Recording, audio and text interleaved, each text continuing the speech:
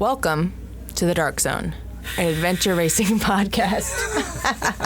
And at the time, there foggy place, and then we hear the voice somewhere, like, oh, did you hear the sound?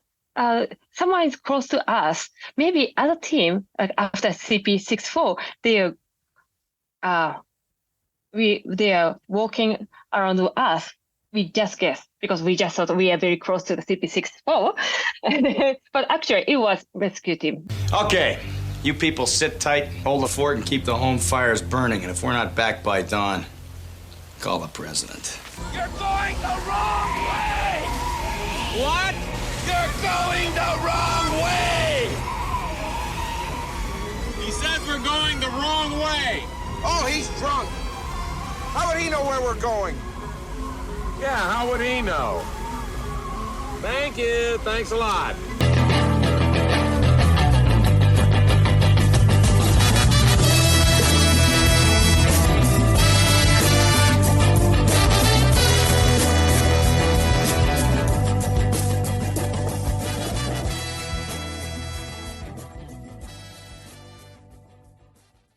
Welcome back, faithful listeners. Brian Gatens here, host of The Dark Zone, episode number 77. We survived, enjoyed, loved our race in the Faroe Islands, courtesy of Staffen and the Nordic Islands Adventure Race crew. It was a wild and woolly race and a lot of fun. Today's guest, Sachiko Tokoro, was on Team Eastwind, one of the newer racers on the team. This is her third international race, a long-distance trail runner. She was a great fit for the team, and she does a wonderful job with today's episode. Credit to Sachiko. English is not her native language, but we got through it together. I did some nice editing, so she sounds clear and smooth, and she did a fantastic job. You'll notice during the episode that I tell her I'm not going to put in the news of her impending nuptials, but we were both so excited at my reaction that she allowed me to keep that news in there. Spoiler alert, she's getting married to a guy in Canada not too long from now. From a Dark Zone perspective, Faroe Islands was absolutely an amazing race. Raced with my buddy Jim, done a lot of races with him, brought on Dave and Shelly, people we've known socially, but we raced with together for the first time, and we just had so much fun. Took a day and a half, 2 days to get into a groove, but once we got into it, it was a blast out there. There was an unfortunate nighttime incident trying to put a poncho on in gale force winds. That didn't go well. I'll let Shelly tell that story someday. But otherwise, the Faroe Islands were all that they promised to be. Once again, thank you to Staffen and his crew for all that they did. I would list them all, but too many good volunteers, too many good people. Thank you for following along at home. Dark Zone had a great time at the race. It was some experience and completely worth it. And we are blessed and fortunate to have Sachiko joining us today. She is a boss when it comes to adventure racing and a fantastic interview. So sit back and relax and enjoy this episode of The Dark Zone. And as always, thank you for being here. And one last quick note. Sometimes I do a proper introduction when opening up a show. Sometimes we jump right into the conversation and we begin almost midstream. That's what happened next. Sachiko and I are having a conversation, and I just edited it and started it, and so it's a rather abrupt beginning to the show, but here she is telling us all about her race in the Faroe Islands. Thanks for being here. Tell me what it's like for you to be connected to a team like Eastwind. Like, what was your experience? How were you selected, and what races have you done so far with them? So, as you know, as you mentioned, I'm the new member in Team Eastwind, but also, I started adventure racing since 2016. So, as I appeared adventure racing world, I don't know when. So I'm kind of new here, but for me, he's already very famous. If I talk with adventure race friends, everyone knows Team Eastwind. Because at that time, Masato Tanaka is legendary. Also, new captain Yoki Tanaka is also very famous in the TV show. He's a famous mountaineer.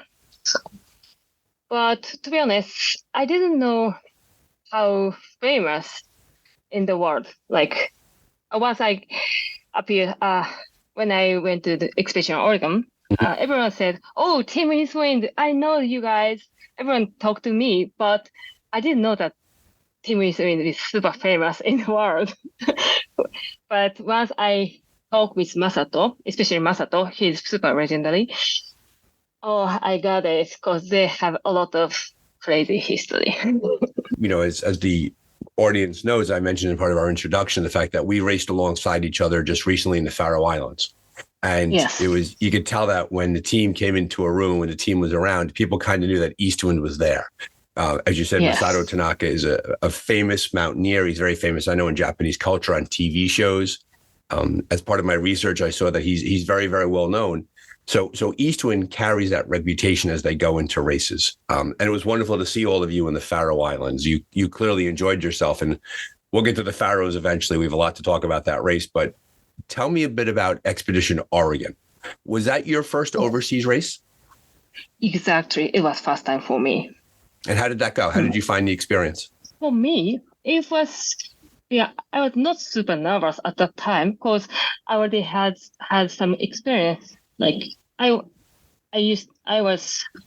am trail runner, and I did a lot of race in abroad, like a lot of race abroad, like in Germany or France, Italy. So race abroad, international race is not very new challenge for me. But the thing is, I'm the only person who speaks English in this team. So to understand English and get all information in English is my responsibility. So That's a lot of pressure. Only one. Yes, a lot of pressure. It's first time for me, adventure race abroad, but also I have to listen to, like I had to attempt the captain meeting, and then especially the day, right before the start, everyone's so excited and nervous, and the speed is super quick, and it was super hard for me to understand everything. But if I miss any important information, it means maybe we could not finish the race. So only one thing, English language, was the hardest part for me. The rest of them, yes, of course, physically it was hard, and snowy, mountain biking, trekking, but it was fun. It was everything new for me, so I really had a great time in Expedition Oregon. So it's an interesting thing that you bring up, right? You mentioned your own experience as an international trail runner. You mentioned Germany, that you've traveled overseas. In those events, you traveled by yourself, right? You were a single unit. You were one person making your way to that race, and you had to absorb the English and the language.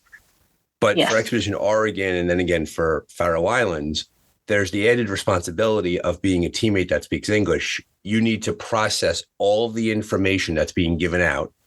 You need to read it in English, and you need to then translate it for your teammates. And as we both know, and as our listeners, I'm sure, who've done adventure racing know, is that the lead up to a race, the preparation, the getting ready, the gear is very busy, and it's very active. And the captain's meeting right before the race, and we were in that captain's meeting together in the Faroe Islands. It was a lot of nervousness and people peppering with questions, right? And asking for changes in, can you go through this tunnel? Could you do that? And so I have a certain level of respect for you, the fact that you could do all. I mean, I speak English, sometimes too quickly, sometimes poorly. I speak English, and even I struggled inside that dynamic. So for you, that must have been really almost exhausting to start the race. Do you think that challenge impacted the start of your race, or did it just smooth itself out, and was it okay after the race started?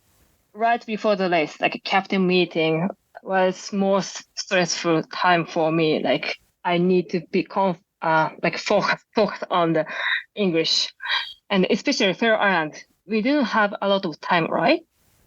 Only 2 hours or something. 2 hours before the race. Before the lockdown.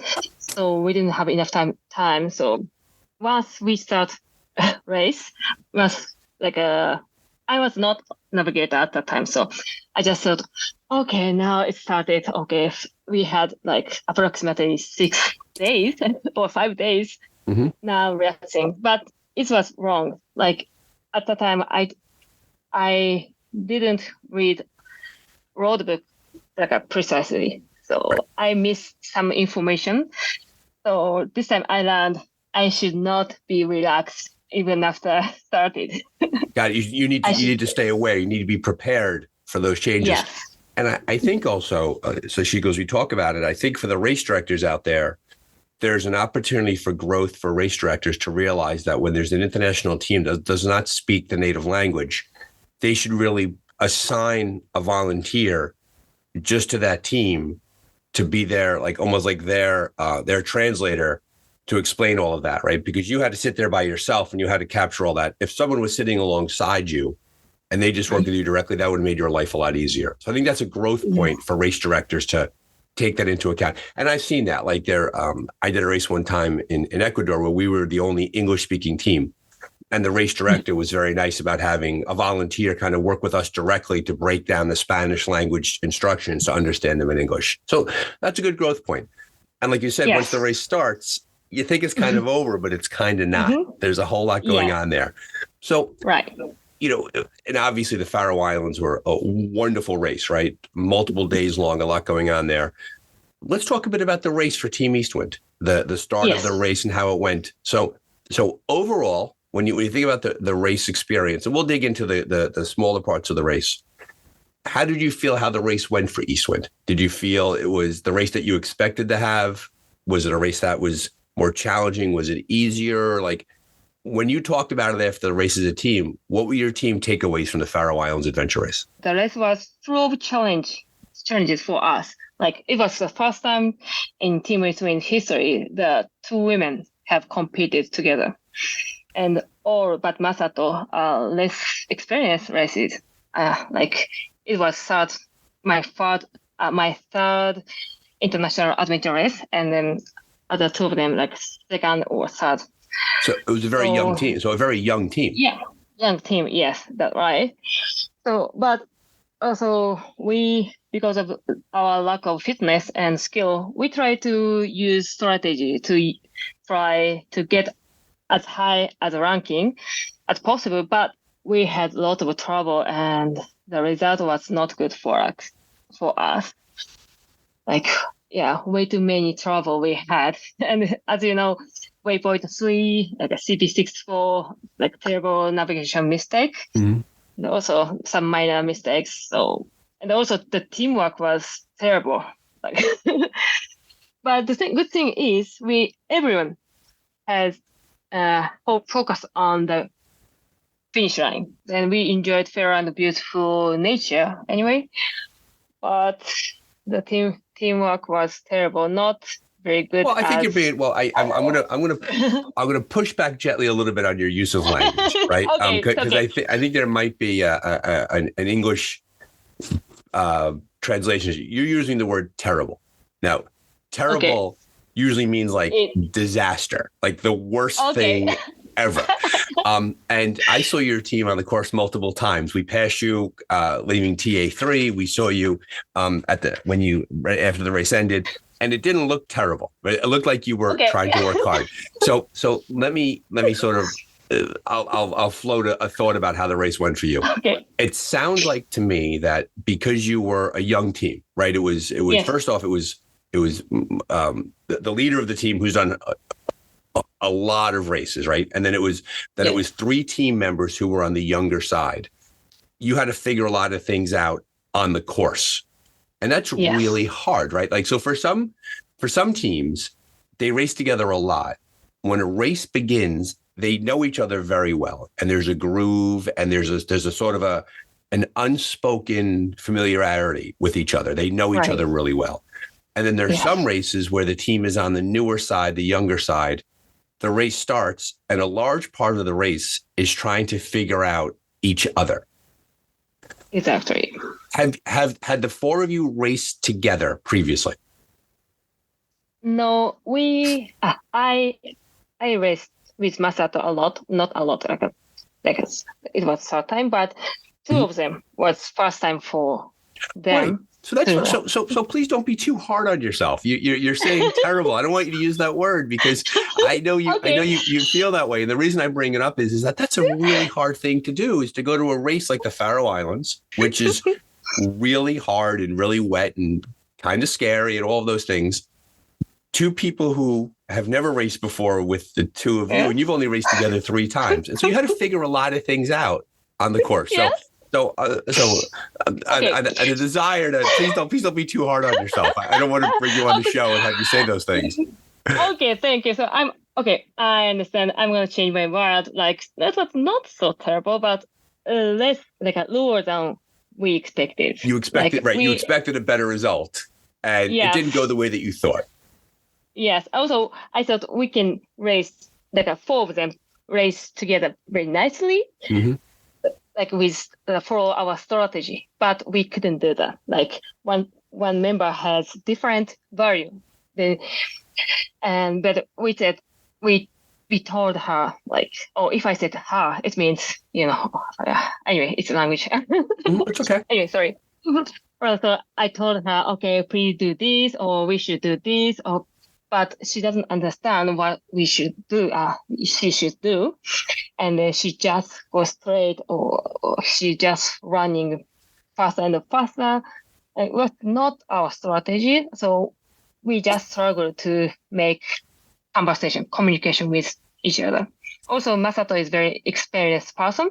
Then Masato expected that we can do more, or we should go faster more. We should be more efficient.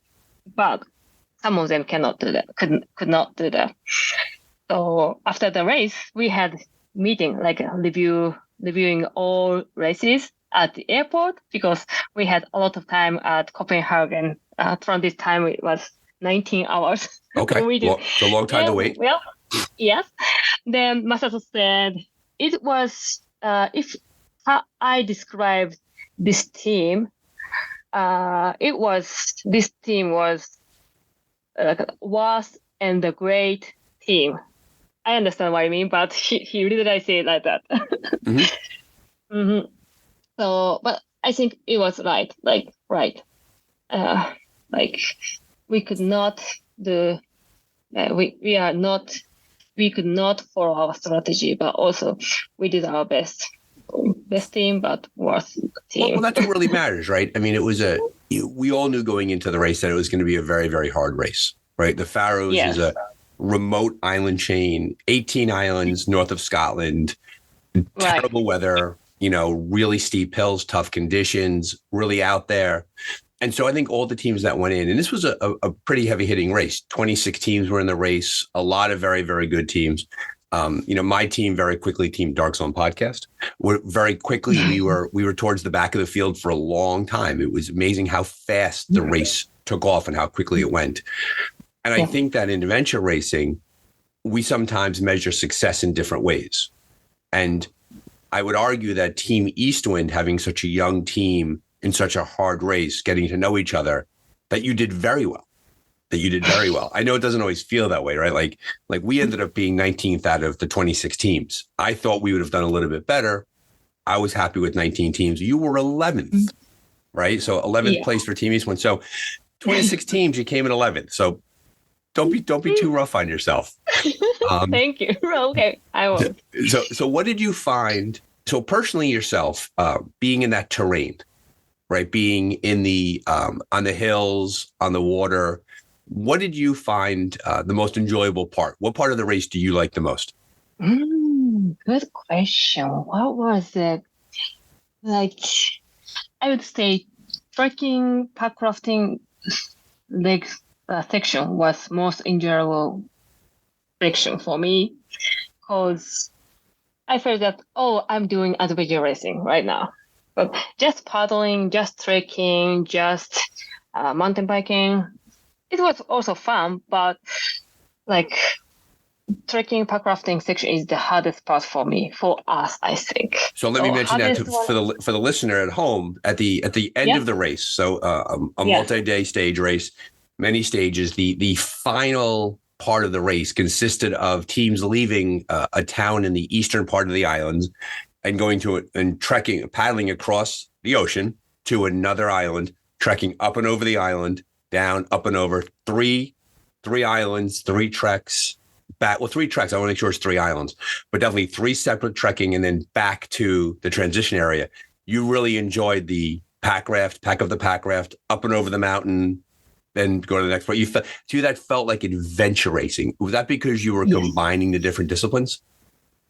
Yes, and also it was the hardest part. I was one of the pack horse. I had to carry tandem pack rafts for trekking, like uphill, downhill, and it was hard one. Because usually, like in Expedition Oregon or Gotham, I was the only woman in the team, so I didn't need to carry pack raft. But this time, I was one of the pack horse. Mm-hmm. So I just felt, I'm doing different role, and this is challenging for me. Challenge is the important thing for adventure racing.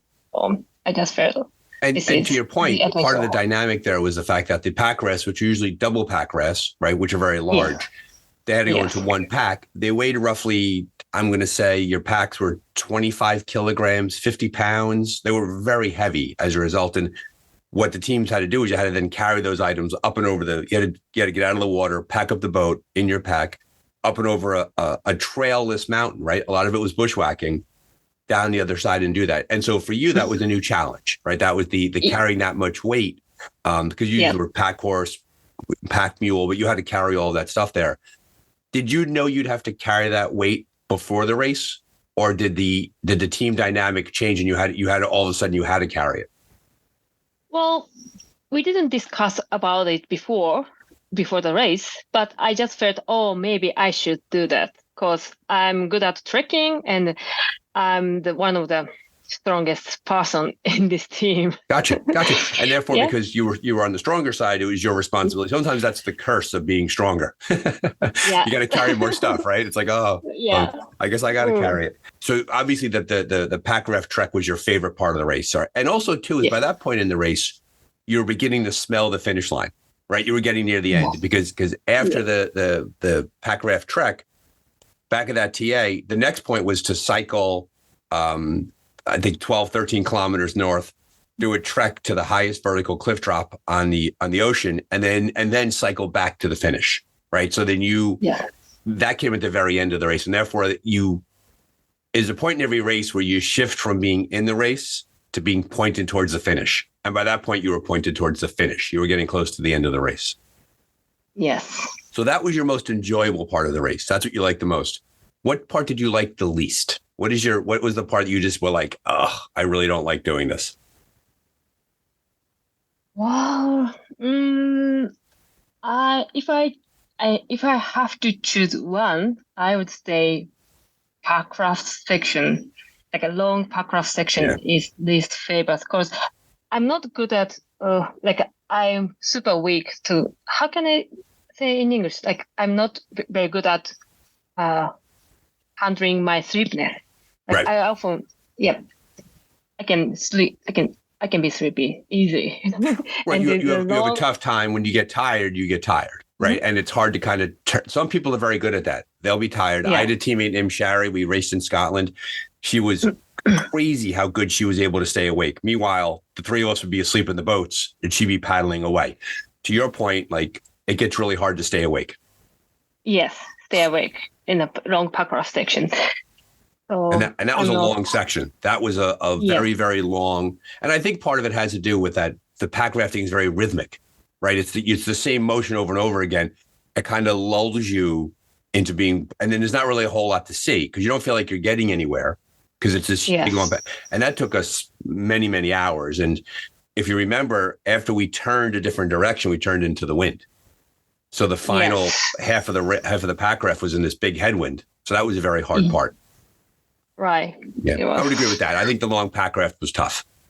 Yeah, but it was, to be honest, it was better than we expected. What was the team strategy? And I liked before you said something I think that is worth coming back to, is that you realized before the race that your team's skill set was not necessarily to be the fastest. So you had to use strategy. Like you had to make good, smart decisions on the course, and those decisions would help you out there. Can you give an example of one of those decisions? Like what was a strategic decision that Eastwind made during the race that was designed to sort of make up for the lack of speed that you thought you had? Do you remember anything like that? We team Eastwind. We are not we cannot through the TA. Like we stay at the TA way too long time usually. Like some team, top team pass the TA like less than 30 minutes or sometimes 20 minutes, but we stay at the TA like 1 hour or 2 hours sometimes, especially the latter half of the race. So we decided, okay, this time we're gonna stay at the TA less than 30 minutes, or maybe it's possible, if possible, 15 minutes. So we just we just grab the food and then refill the water. Sometimes even water, we didn't fill the water because we can get water on the course, right? Then we don't go to the toilet and just change something or like pack the mountain bike, then go. We decided not to take a break at the TA. With the idea being that TA is a transition area, psychologically, it's easy to stay there because if you think about a race as like you're out on the course and TAs are transition areas where we go from one discipline to another, psychologically, it's almost like kind of like a home. And now all of a sudden you're home and you want to see your friends and you want to chat and you want to hang out. And ask my teammates, they will tell you that I would get them crazy in a TA because I'm like, hey, how are you? Good to see you. Like I would enjoy seeing other racers. And the trick was you got to come in, you got to get your stuff, and you got to get out because otherwise you just bleed time in the TAs. Right. So this time before we check in the TA, we decided, okay, this time 15 minutes. Okay, guys, 15 minutes. Are you ready? And go, bam, bam, bam. Actually, we couldn't leave the TA less than like for 15 minutes, but average 30 minutes. Gotcha. And the trick was to be as efficient as possible. Get in, do your stuff, build your bikes or whatever, and get right out the door. Don't spend time there and don't hang out there too much. No. Yep. So obviously that's a really good lesson for teams that feel that they're lacking in fitness and strength, because there's different levels of those, is that's a place where you can make up some time, right? Don't spend, if there's 3 or 4 TAs in a race, and if you spend an extra 15 minutes there or 20 minutes, you lose an hour of race time. So get in, get your stuff, get right back out. Excellent suggestion. What else? Did you make any decisions on the course navigationally? When you looked at the maps and you moved across the course, did you go mostly straight line? Would you go around things? Like what, from a navigation perspective, how did you attempt to make up that speed? So this time Masato was our navigator. And I think there's no difference between previous race and this time navigation, because always we choose the best course. Even if we are not strong enough, the best route is always best route for us. Gotcha. You don't make any adjustment to that. The route is the route, and that's the way you're going to go. Okay. Yeah. And this time, I think we didn't have a lot of choice, because we need to navigate more like a specific point, only one point to avoid the cliff. Mm-hmm. Right? If we couldn't, if we didn't choose the right course or right direction, we hit the cliff easily, and we couldn't through the cliff without rope. So there's almost no choice for us. Well, that was a very common dynamic in this race, and I'm glad we mentioned it for the listener. There was a lot of down climbing on this race, a lot of coming and a lot of cliff faces. The geology, the topography of the Faroe Islands is such is that halfway up the mountain, there would be this huge rock band that would go all the way across. And it was very easy for a team to climb to the top of a rock band and get cliffed out. You'd have to go back up. So to your point, There really wasn't a whole lot of navigational choice. There was 1 or 2 ways down, and that was it. Like you were going, and all teams had to get that way. Finding it was the hard part. That was the challenging part. And I think navigationally, can you tell us the story about your pack raft trek navigation? Because that was a rather famous story at the race. Walk us through that. I know that you were interested in that point. Yeah. Well, you notice I was very kind to Sachiko. I waited until minute 30 to bring that up. I wanted to kind of warm you up before I asked you that question. So tell the world all about Eastwind's navigational specialness during the Packraft trek. Okay, so again, Masato was a main navigator this time.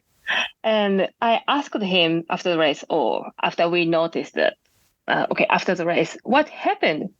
Why did you make a mistake? And then he said, okay, so I was not myself at that time. Like usually he of course, as a navigator, he checks the route, and especially Packraft or paddling section, he checked the whole view, I would say view, and then we have to go that way, and then just hit that shoreline or peninsula or mountains. But this time he just skipped that step. Like after we portage, there's a rocky road or something. We have to portage. We had to portage.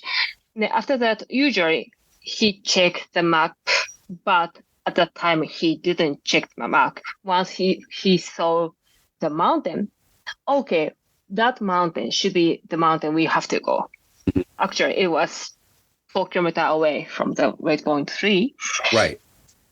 Yeah. So I just said, I don't know what happened, but I would say he was not himself at that time. Well, late in the race, tired, the time of day, and for the listener at home, I'll sort of fill in the blanks there. During that big Packraft trek, waypoints were plotted on the race maps, waypoint 3, waypoint 4, and that was where teams had to take out. So you're on the water on your Packraft, you find the waypoint, you go on the shoreline there, it's expected, pack up your boat, you climb up over the mountain to waypoint 4, back in the water. What happened to Eastwind was that their waypoint 3, which, and we never made it that far in the race, so I can't speak about Dark Zone and how it impacted us because we never got there.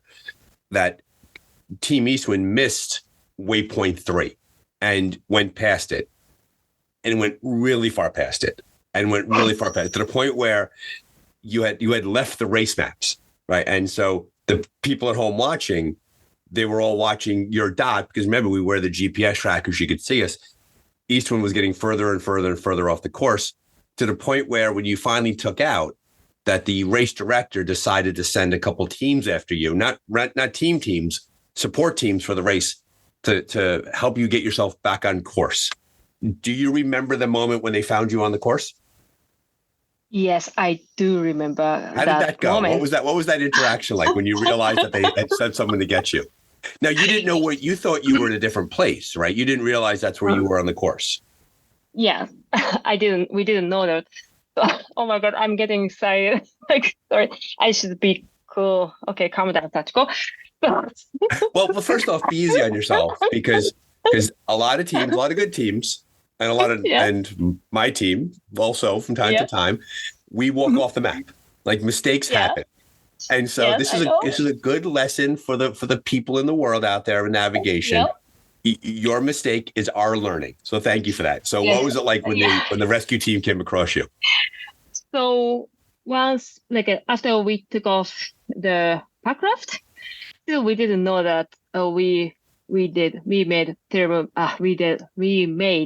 big mistake. And so we just climbed up the mountain, no doubt. But after that, when we were on the ridge line, something wrong. What happened? It seemed like something different. And then we checked the map, and then at that time, at the time we just noticed, oh my God, we were on the different place. But still, we just thought maybe less than 1 kilometer away from the right point. We didn't know that 4 kilometers out of the map. So you realized pretty quickly that you were not where you wanted to be, and you thought you were closer to where you wanted to be, but you weren't. You were 4, almost 5 kilometers away. 3 miles. You were, and to your credit, congratulations, because you had the completely wrong mountain. So that's actually pretty impressive that you guessed the wrong mountain. But we'll blame the fog as that being the issue. So what was that like? So when they came across you, did you have to go How did you get out of that? Did you go down the other side, or did you have to go back down the side you came up? Like, what direction did they send you when the rescue team found you? Okay, so at the other side, like another side. Got it. Because at the time we just struggled through the ridge line there, the deep cliff. Then we just noticed that we could not make it. We could not pass this deep cliff. So we decided to go a bit of another side, and then make the find the route to go to this. We tried to find the route to CP64. Actually, There's no route, but we just struggled on the other side of the mountain. Got it. And at the time, there foggy place, and then we hear this voice somewhere, like, oh, did you hear the sound? Someone is close to us. Maybe other team, like after CP64, they are walking around us. We just guessed because we just thought we are very close to the CP64. But actually, it was rescue team, like the team, two of them. So you're feeling good. You're thinking, hey, there's another team here. We're in the right place. Yeah. We're close. This is great. You're all high-fiving each other. And all of a sudden you look up and it was a rescue team. Yeah.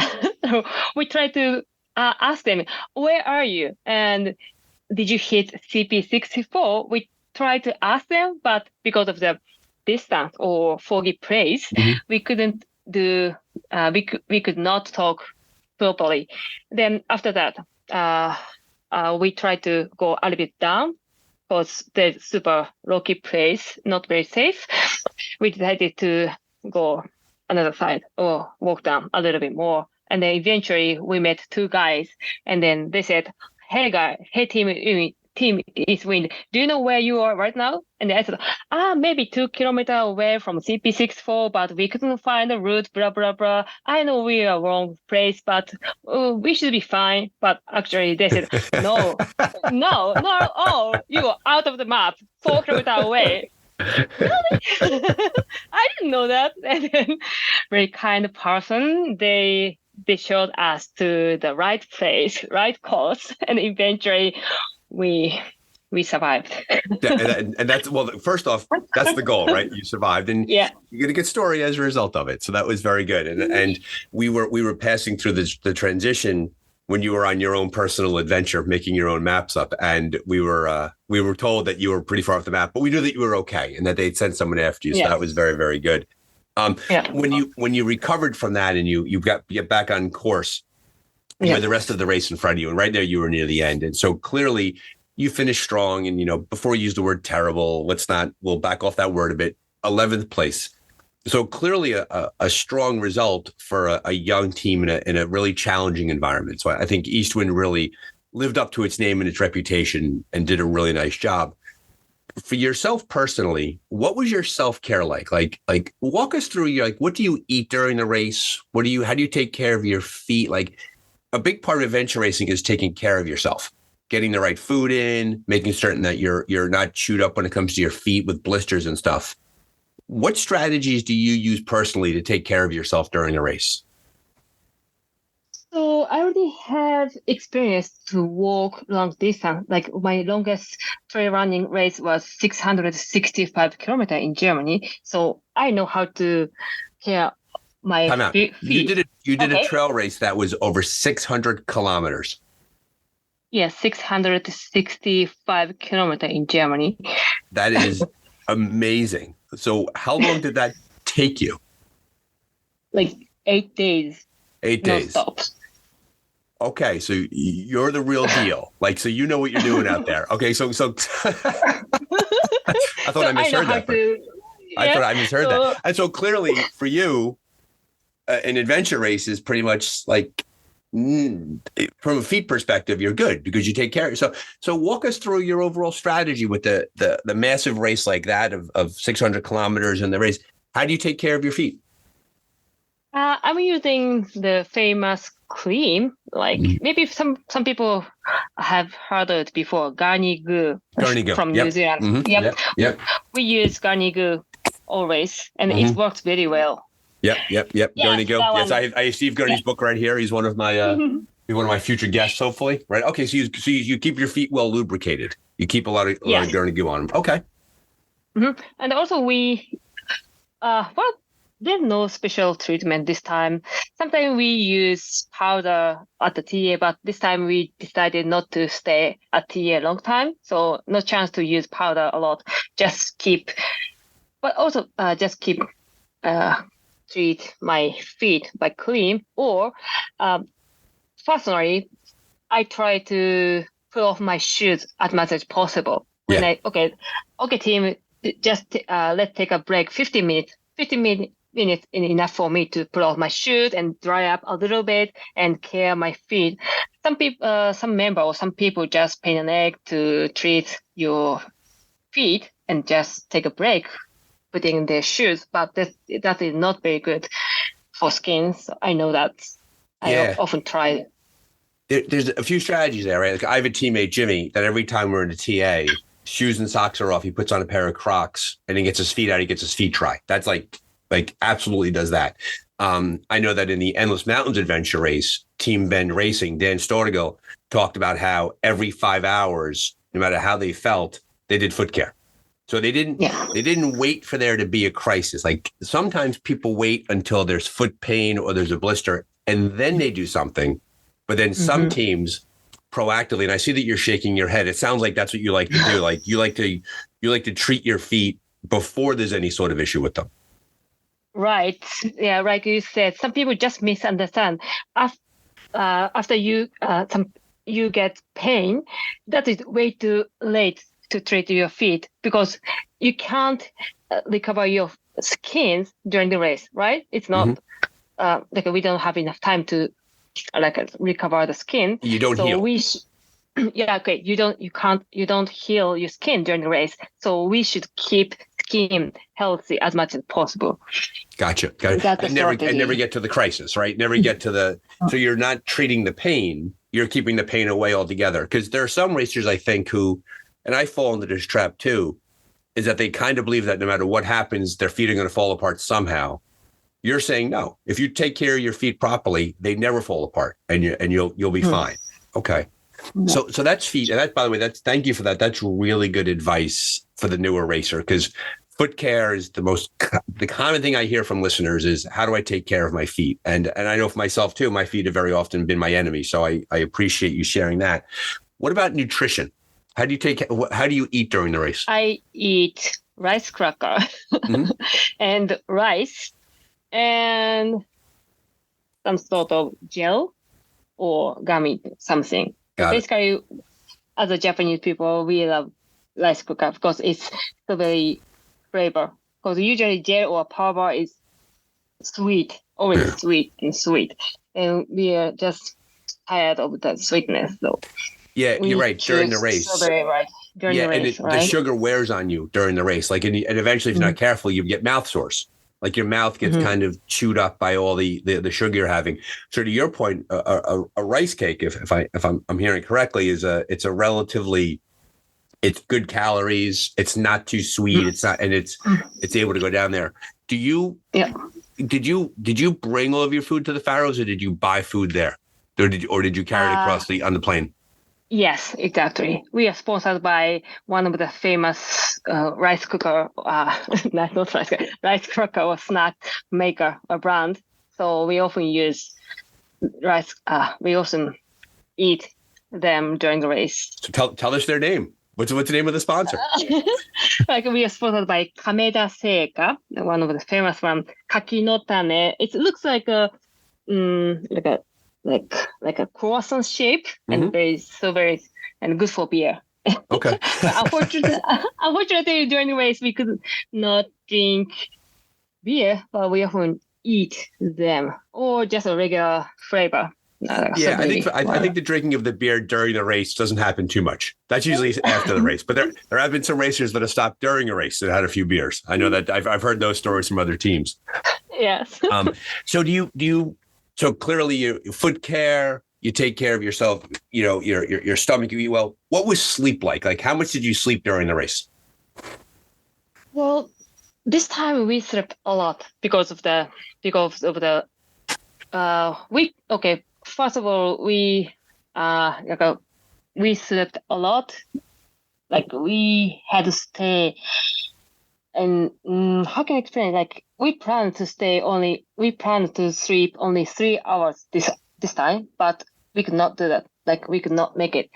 We had to stay more in the tent because during the in the dark we could not navigate properly. We could not find CP on the reach in the fog, or because after CP64, or I would say before CP64, some people just told us, "Oh, we could not approach the CP64 in the dark. It's super dangerous." So we decided to stay in the tent till the sun coming.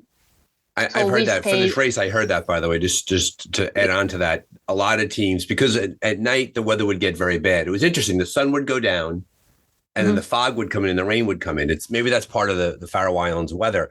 And so a lot of teams, Team Dark Zone included, we were just like, listen, it's getting dark. It's getting messy. Get in the tent, sleep for a couple hours and keep going. So we actually slept more during the race also because movement at night in the fog was impossible. So it sounds like you slept more because of that. Yeah. That's right. And then I think we stay in the tent like 8 hours, approximately 8 hours. So we slept for 6 hours or more this time. That's a long time. That's a big sleep in a race.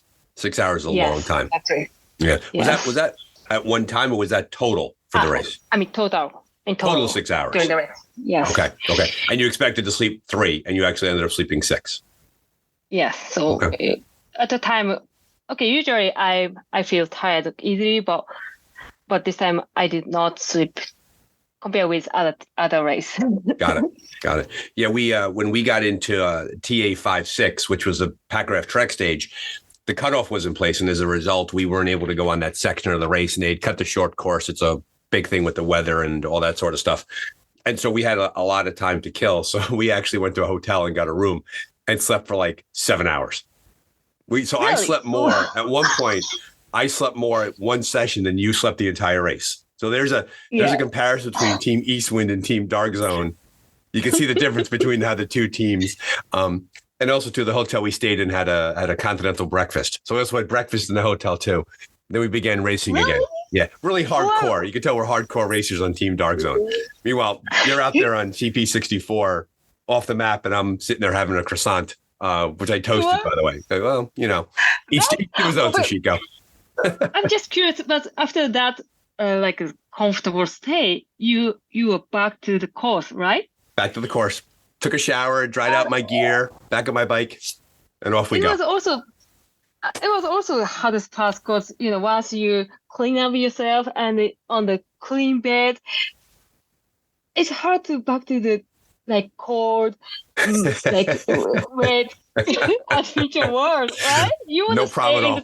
No. No problem at all. Dry me out. Give me a shower, breakfast, and dry me out. I'm good for another 5 days. Count me in. Yeah, real eye of the tiger stuff here in Team Dark Zone. So I think as you have a chance to talk out loud about the race, it sounds like to me, when we began talking, Sachiko, it was you were kind of down on yourself in terms of how the race went for the team. But it sounds like ultimately, when you think about it, you had a good growth experience, right? Because, I mean, speaking honestly, when you think about it on paper, you have a very, very experienced team leader. You have 3 newer racers. I'm sure Eastwind realized that your result, especially with the quality of the field, I mean, there were some fast teams there. I think 11th place overall is a really strong showing for Eastwind. I know that you always want to win, right? That's the goal of the Eastwind, is to win the race.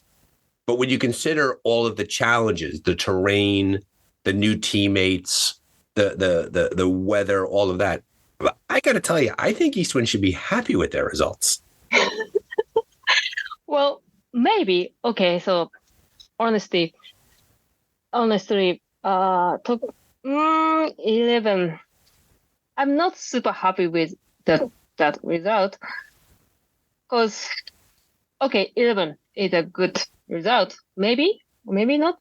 And this time we could not do a good race, I think. What is a good race? But this time we thought good race is cooperate each other and then Okay, they're the four, So I four think member. I think what you're saying is this. I think that you've put aside the number. The way that Eastwind measures a good race is not the final standing, but how well the team works together during the race. Yeah, And- exactly how it works. Yeah. And I think that when you talk about it, when you look back on the race and you had a chance to talk about the race, put aside the final result, you wished that the team dynamic was better. You wish that the teamwork was better. That's the real judge that Eastwind has, not the final result, but how well the team sort of coordinates and works together. Am I hearing you correctly? Yes, exactly. So yeah, this time we could not work together nicely. I think, like I said, the last part after TA6, after TA6, there's the trekking mountain bike section. Mm-hmm. And then usually auto racers just happy with the section because we just rush to the goal. But this time we kind of fight each other. And then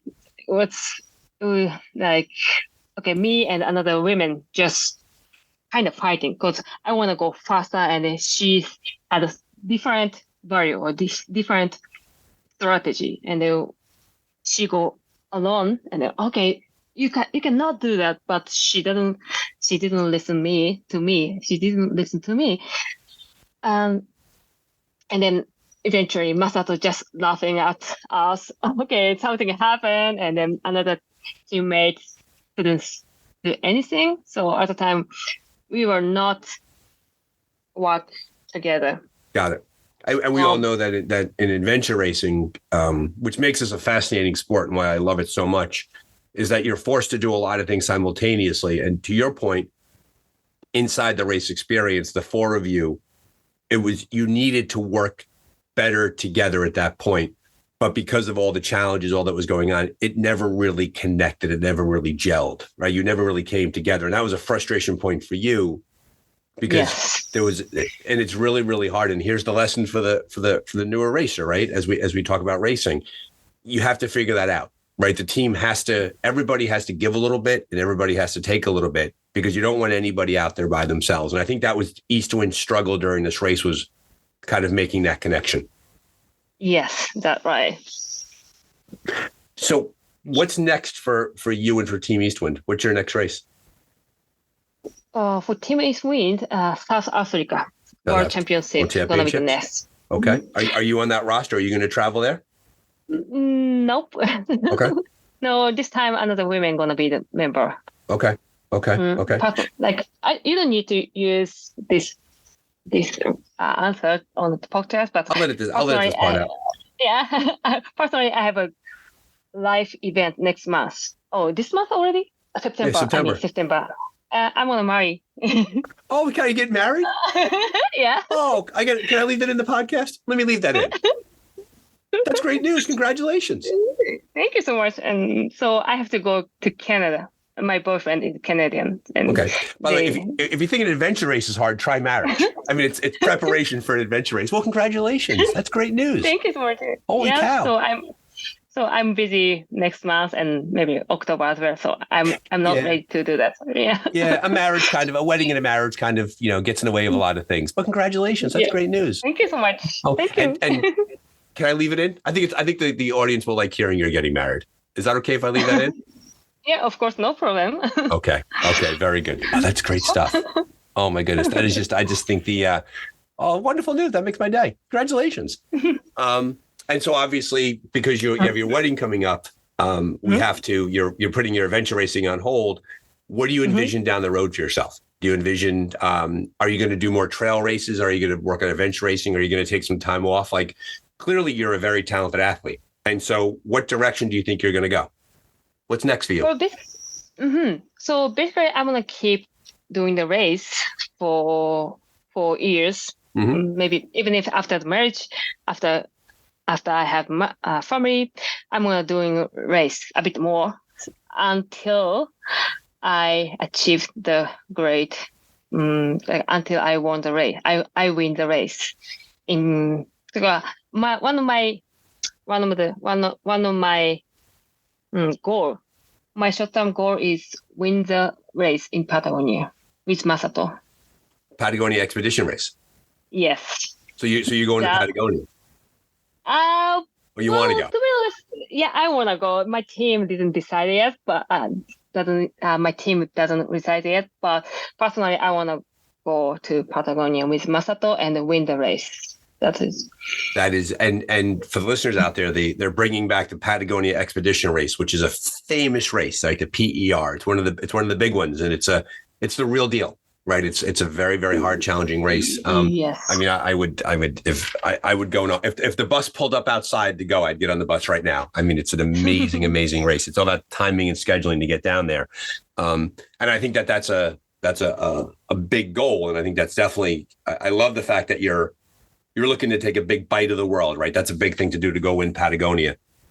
Yes. And I hope that you get there. I hope that it works out, that Team Eastwind is able to get there. And there's famous stories about Eastwind at the earlier Patagonia races too.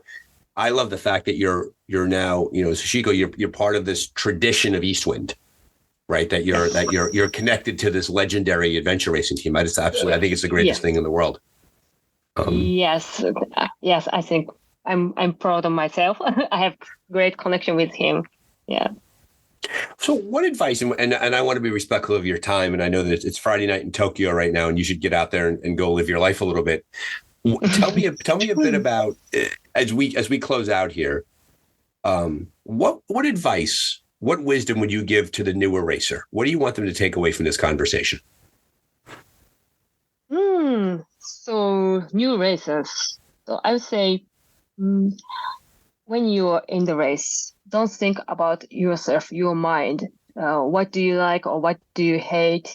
What do you dislike? Mm-hmm. More like you just focus on the team. Just think about what should team do? What should I do? Or what do I want? Don't think like that. What team want to do? Always like. Subjects should be team, not you. Well, Sachiko, you have been very, very generous with your time. I appreciate you coming on the Dark Zone. Mm-hmm. Good luck with the wedding. Great stuff, right? If you think adventure racing is tough, try marriage. I cannot wait to hear about you at Patagonia. Thank you very much. Okay, thank you for having me this time, and I had a great time, and it's an honor to be on your podcast, and I'm looking forward to episode. You said 77. This will be 77. And I'm looking forward to listening to it.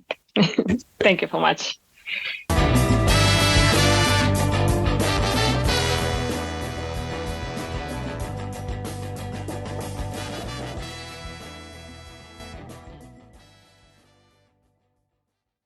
And there you have it, dear listener. Episode number 77 of The Dark Zone, your adventure racing podcast. Thank you to Sachiko Tokoro of Team Eastwind for coming on the show. She was generous with her time and her enthusiasm, and we are grateful that we had a chance to bring her on. Keep an eye out for her in future races, and I do believe that she will make it to the Patagonia Expedition Race. We are all rooting for her. And thank you for being a listener. The Dark Zone continues to grow in both popularity and listenership, and that is due to you liking this show, spreading the word, sharing it with your friends. Please head over to your streaming platform of choice and like and click and rate and do all that fun stuff. The algorithm likes that. And thank you for being here. We enjoy bringing you the Dark Zone on a semi-regular basis. We're getting near the end of the 2023 racing season, and the World Champs are right around the corner. We will have a presence there, virtually, not going to Africa. Wish we were. Not going to work out, but we will do some fun stuff over the internet. Keep racing, keep training, and we'll keep talking. Thanks again.